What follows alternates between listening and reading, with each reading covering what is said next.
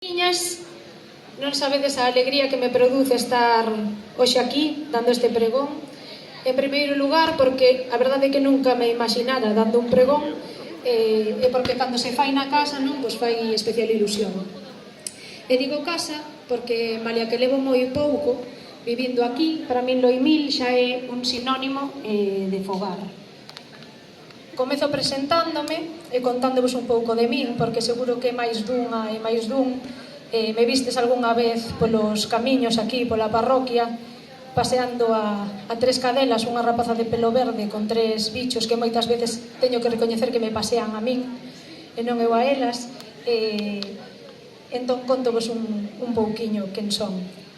Que me chamo Xiana, si que o sabedes, porque se vistes o cartel xa sabedes que me chamo Xiana, e ademais por eso viñestes á festa, porque vistes o cartel e vos enterastes.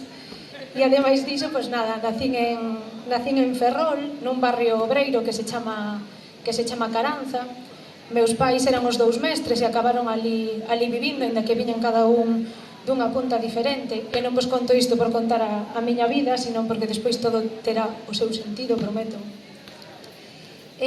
Con 4 anos foi cando comecei a cantar, precisamente no grupo do colexio, xunto con meu pai tamén. E na miña casa sempre se respiraron inquedanzas culturais e ideolóxicas de todo tipo, e tiven grandes referentes que me acompañaron desde nena, como María Manuela, Mini e Mero, que me demostraron que a palabra tiña un poder moi grande, moi importante, e moito máis aínda cando a acompañas con música.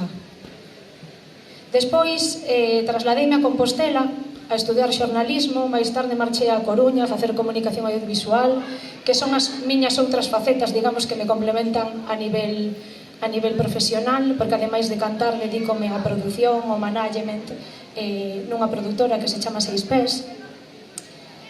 E con isto, de ir e vir dun lado para outro, nunca me sentín totalmente dun sitio concreto. Era un pouco de Ferrol, un pouco de Ortigueira, de onde era miña avoa materna, un pouco de Compostela e outro de Teo, porque vivín nos dous sitios varios anos, pero o corpo insistíame na busca dun epicentro, dun lugar que fose o meu e de onde ninguén, e agordo que tampouco o banco, me puidese desprazar.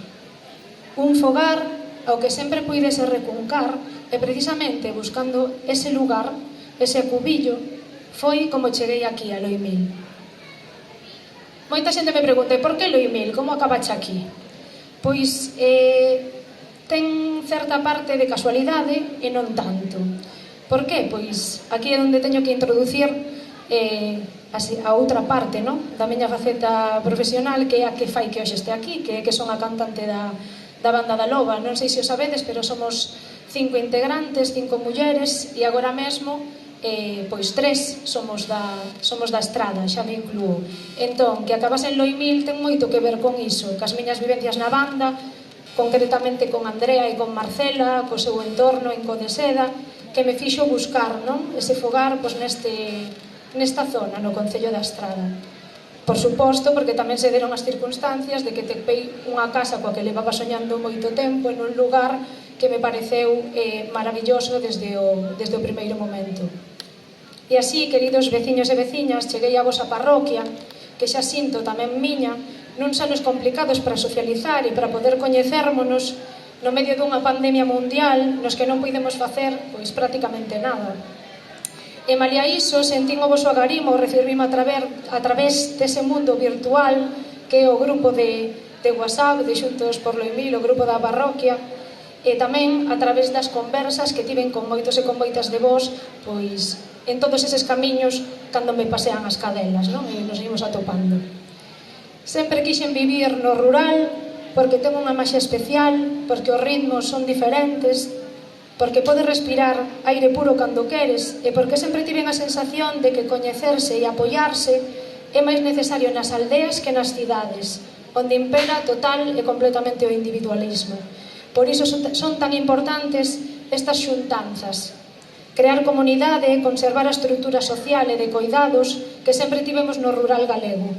E por iso estou moi contenta de estar aquí falando ante todas e todos vós precisamente no momento no que temos ao alcance da nosa man recuperar, non, todas esas cousas e, por suposto, facer moitas festas e coñecermonos un pouco mellor. Vou vos contar un segredo que, bueno, xa contei agora hai algunhas persoas.